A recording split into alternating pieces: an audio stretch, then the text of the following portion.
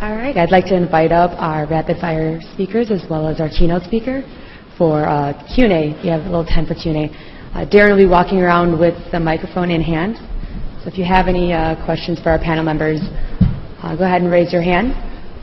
Comments or questions to any of the panelists? You might be the winner today in terms of numbers of questions, good questions asked. So maybe you get a trophy. You get a trophy or a picture with a trophy. So this question is, my name is Dave Barbier. This question is for Ben specifically. I'm the sustainability coordinator at the University of Wisconsin-Stevens Point. One of my goals this year has been to try and bring sustainability information into our athletics program department, sort of start raising the awareness. And from a financial perspective, we're obviously in a different shape than you are. But I'm curious about what recommendations you would have about talking to people in athletics and starting to try and explain the value of bringing sustainability into the program, and particularly to that end, if there's economic benefits for you all in terms of that, or what you found economically from your practices so far. Yeah, that's a good question. I would say for us personally, it was just taking a step back and looking at the pure mass of people that we could impact and make a difference to. And that's going to be the case, you know, the athletic events, whether it be at Stevens Point or here at Wisconsin, have large amount of people in one space, and so making sure that administration understands that. Economically speaking, we haven't really dove into that. To be honest, that's not something that's overall really important to our administration or our athletic administration. I think it's more doing the right thing. That's what I keep hearing from them is, you know, yeah, we may have to spend a little for some more bins, or we may split something with Office of Sustainability, but it's because we're doing the right thing and we're teaming up with campus. So it's really just a mindset for us, and I think getting that through to the athletic department at Stevens Point or across the WIAC is something that could be beneficial. I know I was at River Falls before I came here, and working with their rink and some of the things we did there, just small steps. And really, that's how we started. You saw we just kind of dove in, and we started with the recycling, and now we moved on to the composting. So, but economically speaking, that's something we haven't even really dove into yet to see the difference.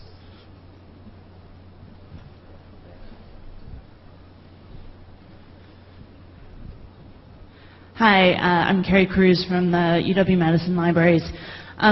So this is again a question about the Camp Randall effort, and this anecdote may predate when you were on board or what the current situation is, but I did understand that as part of some agreement with like ESPN Game Day, there was an ESPN magazine in a plastic wrapper on every seat in the stadium.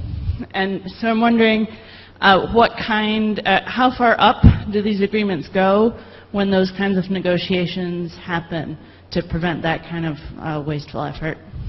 Yeah, you're correct. There are agreements like that, especially with our friends at the four-letter network, that provide a lot. That is economically speaking, unfortunately.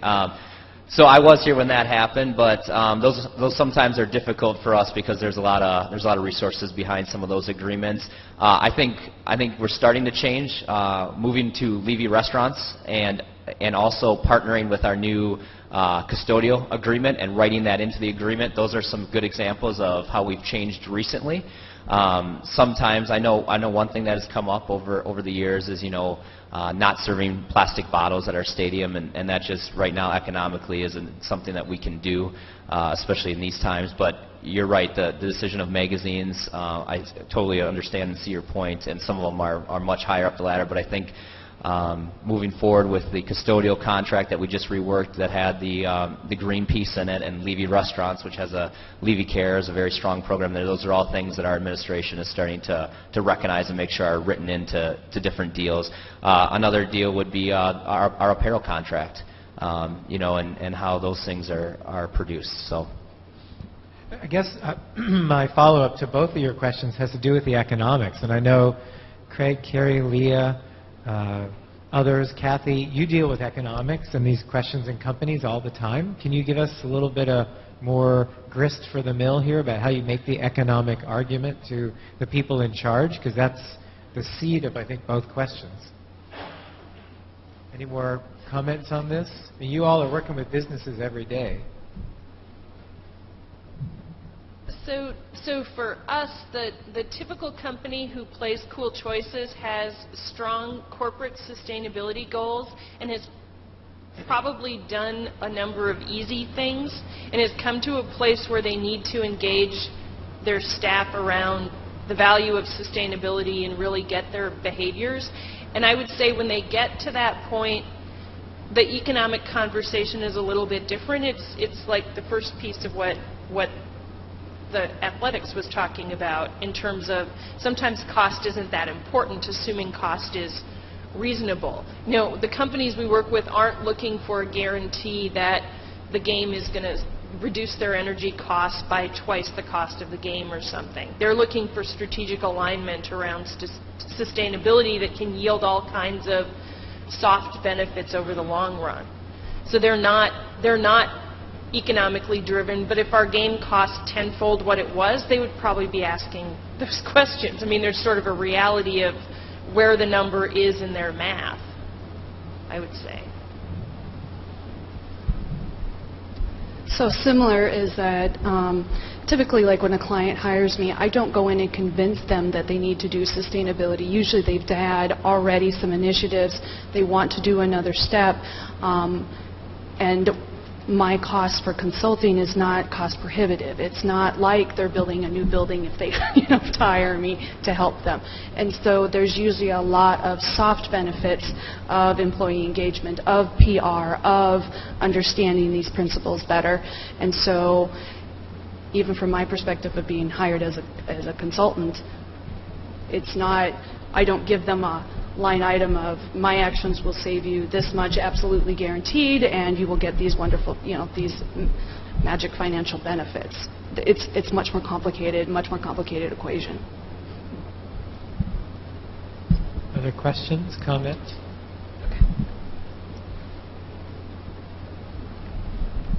My name is Ida, and I'm a student in UW-Madison. I volunteered a lot with the games and on game days. And I have a question for Ben Fraser. I'm really glad to see that our university is moving forward with zero waste, but I think when I was volunteering, there was this flaw of maybe not a lot of planning beforehand of implementing this initiative, because there was still vendors selling plastic spoons, plastic cups, things that you can't, or not plastic cups, but things you can't recycle or compost, and there were no waste bins, and it was just really confusing for both us volunteers and people who were in the stadium. And I think there's a lot of potential for educating the people in the stadium with the different breaks of the football game. Maybe you can show different logos, what actually goes in different bins, and maybe incorporate athletes who are actually playing the game to kind of do some sort of promotion of recycling, that we are for recycling, so let's all as a community recycle. And my last question is that, do you have any plans for Kohl Center to go zero waste? I'll touch on the Kohl Center first. We do the recycling program at the Kohl Center as well with the volunteers. One difficult thing, and we didn't really touch on it here, the Kohl Center, just getting the pure numbers, the way that our waste management picks up here on campus. We're unlike a football game where they pick up after each game so we can get clear, concise numbers. They don't do that at the Kohl Center, so we're mixing data and numbers, but we do it at the Kohl Center. We do composting on the kitchen at the Kohl Center as well. I wouldn't say we're at zero waste yet, but we're moving forward on that. I don't disagree. I think, as I talked about, educating our fans is something that's always going to be difficult, especially with that number. We do PSAs with some of our student athletes. Maybe some, maybe didn't.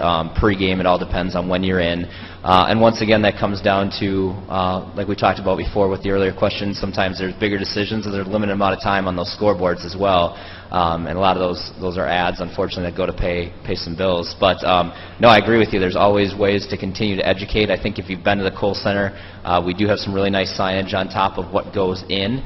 Our challenge with the composting this year, we found that everything that came out of concession stands was either recyclable or compostable, except for our foil wrappers with the hot dog. And that came, we reached back out to our food vendor, Levy, and we're trying to work with them. There's a food safety component there with keeping the meat at a certain temperature, but that's something we definitely know there's challenges, and like I think I stated, I don't think we're perfect or there by any means, but it's something we're continuing to work for.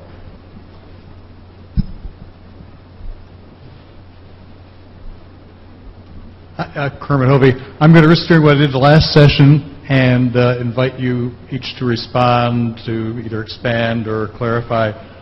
Bottom line, I'm hearing our personal sustainability actions matter. Do them and share them. Take actions for sustainability at home. Take actions for sustainability at the stadium. And Craig, I'm worried. The bottom line I got was like, is our consumer economy at the global scale with the rules that are set up sustainable? Is there any way we can do it? Bottom line, do it in our backyard, but nobody wants it in their backyard.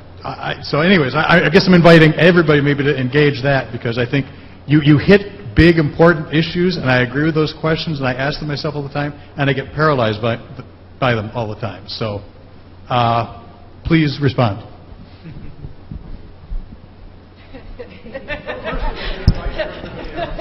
You know, it's a conundrum.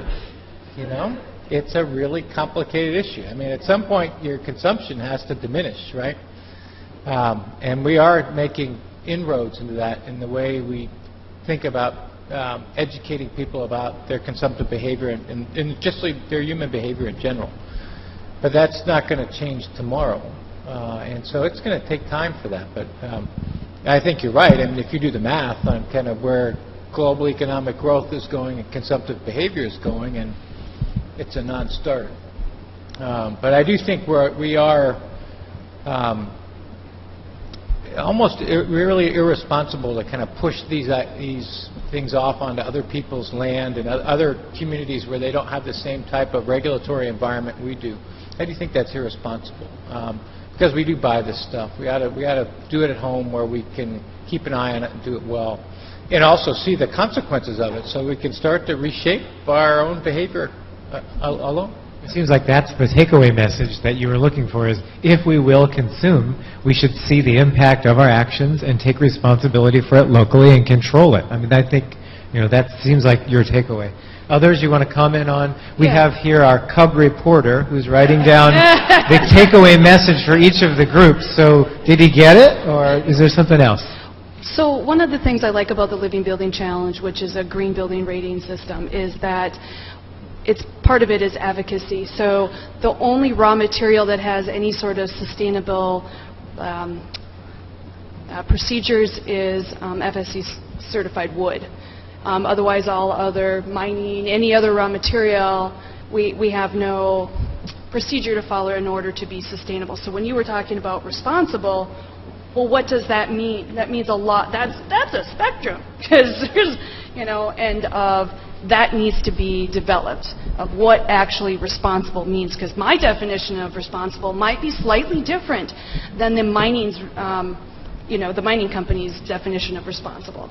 And so of having some procedures and acceptable methods to have that done. But I agree that you're right, that we can't push it off to someone else when we consume that. And that we don't pay, for so many things that our society, we don't see the consequences. We don't feel those consequences, so we don't change it. So I agree. Anybody else? Others, what's the takeaway message?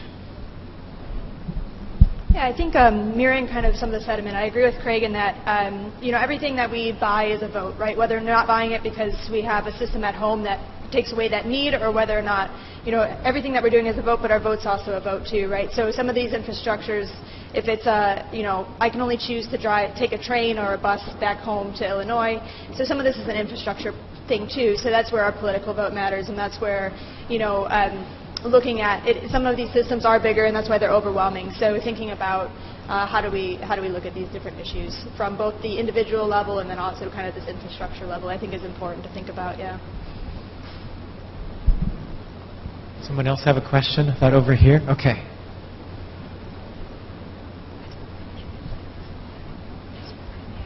Hi. Again, my name is Allison, and I guess this afternoon I'll say I'm here with Madison 2050, one of the Climate Quest teams from earlier in the year. And I think this panel, this confluence of presenters was super interesting because of the scale of impact, the differences. I mean, I know that Leah and Kathy talked about affordability of their services and the not necessarily measurable return on investment, soft benefits, et cetera. And on the other end of the spectrum, we're talking about like the impact of that huge stadium every Saturday and, you know, mining on a national and global scale. And what it brought to mind for me, I think I have a question, and I think I'll come to it, and I won't talk much longer, I promise. I know it's the end of the day, but it brought this great quotation to mind. I do a bunch of work in Detroit, and you know, I see a lot of people who don't have discretionary income or discretionary time to put some of these initiatives in place in their own lives or businesses, and the options aren't there. And on the other hand, Rebecca Solnit, in one of her awesome works, had this comment that just resonates with me forever. It says, the solution, if there is one, is not going to come from privileged people electively giving up certain privileges. If there is a solution, and it's going to come from people who've had all their privileges taken away or who never had any to begin with. What I am coming full circle to is some of the thoughts that I had while Craig was talking about mining were about, I guess this is my question. When you said that even with 100% reclaiming of materials that are out there because of population growth, you know, resourcing of new materials will never be able to stop. I absolutely don't disagree with that. On the other hand, like the stories that my parents tell me about World War II in Europe and reclaiming the iron banisters from all around the city, the initiatives towards reclaiming in creative and perhaps even desperate ways can go a lot further than we go. And I guess that's my question. Is that a hopeful thing? Is that a thing that we should push for? And I like the impact of a football stadium's worth of people every weekend. That's why I like this partnership. Yeah, we've actually made huge inroads in this. You think of where we were in the end of the 60s, when I really kind of started to become environmentally conscious as a young person. And you know, this building, I think, and Angela would probably know better, it's like 83% recycled content in Union South. These floors, you know, a lot of the stone. So the amount of material we reuse and reclaim is really remarkable. There's an interesting story from, to kind of come with some of these ideas that Kathy and Leah talked about as well, about where creating a culture of sustainability in organizations where it begins with leadership making a decision to, and it might not be one that's driven by finances, but it's more about philosophy. And then how it engenders a behavior within the organization that then actually spins out and multiplies. So the Subaru plant down in Indiana, they had their leadership decided they want to have a zero landfill plant. And their employees didn't make that decision. It was a leadership decision. And I think people had some consternation about that at first. And they thought it would be actually a cost center, not a revenue driver. And what they found out is, and they figured it would take 10 years to make it cost neutral. And they found out in the first year that it actually netted like $300,000. And largely because people got involved and they got almost competitive about being sustainability champions in that plant, reclaiming as much out of the process as they could. And today they save about $10 million a year, mainly through ideas their employees came up with. You know, all the things that they used to be one pass, throw out, they recycle. They would take shipping containers that came in from Japan and throw them out each time. Now they send them back and forth. Now you could argue whether we should be sending things back and forth from Asia in the first place. But it's a remarkable transformation that started with somebody in leadership making a decision, but engendering a culture that was really the sustainability champions that were then, it just propagated throughout their industry. Saved them a lot on resources and on money too. And they created a zero landfill plant. Now, it's not a zero waste plant, but they don't send anything to the landfill. It's a pretty remarkable story. So I think, getting back to your original question, that we made huge progress, and with the right kind of incentives and human behavior, we'll continue to do that. But there's a long way to go. There's still the balance of consumption versus reclamation is still weighed towards one side. Anybody else want to respond? So your question about showing people the urgency, the demonstration of urgency, so that we can start moving urgently in that direction is part of the seed of your question. You know, how do we light a fire under people so they're doing really tough stuff, going the extra mile, fighting the war on waste reduction, you know?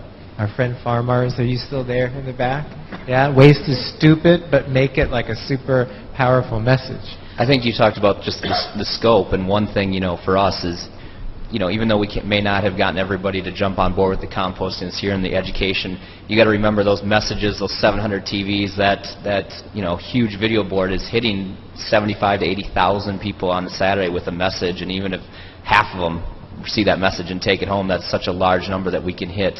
And for us, so that's the other thing that I get out of it, is knowing that we're reaching those people, and maybe they've had one too many beverages that day to partake in what we're asking them to do, but maybe they'll remember, at least when they go home on Monday, hey, yeah, I saw all those yellow bins, or I saw the blue wraps on the TVs, and so that messaging, I think, is something that we can't even put really a number on.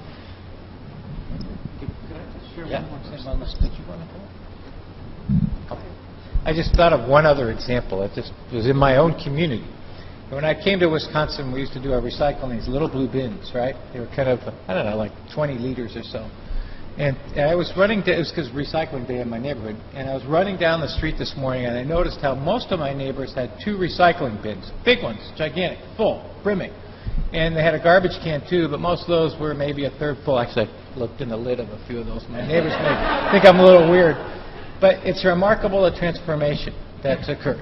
And that's partly through just sharing the message and building, community builds on each other. They see their neighbors doing one thing and they partake in it as well. That's a real transformation. But I don't think it came from people being scared, but they're kind of following their neighbors as leaders. Yeah. It's a good case where it's visible. Recycling is a terrific example where what we do in our homes is visible. I can see which neighbors put out a recycling bin in a way that I can't see who's wasting water or energy very easily. I'm an energy geek. I know who you are, trust me. But most people don't know who you are. Okay, anything else from the panel? Well, the thing I was going to say is it'll be interesting as the resources get harder and harder to find and we have more demand for them, when do we start mining our landfills that we have filled up with, metals, so when do we start mining those for materials? That's what I think will be interesting, is at what point, because it'll be an economic point of, it's too expensive to get it from, the land, so now where do we get it from? And we don't want to give up our stuff because we like our stuff, so we will mine landfills, absolutely. All right, do you want to finish us off? Anything that you want to add to this? No, I just want to thank all the panel members here today. I think this was a very wide spectrum of different viewpoints, but all of them are pretty similar. Being pragmatic and finding the little actions that you can do to be part of the community. Thank you, Stacy, and all the panelists.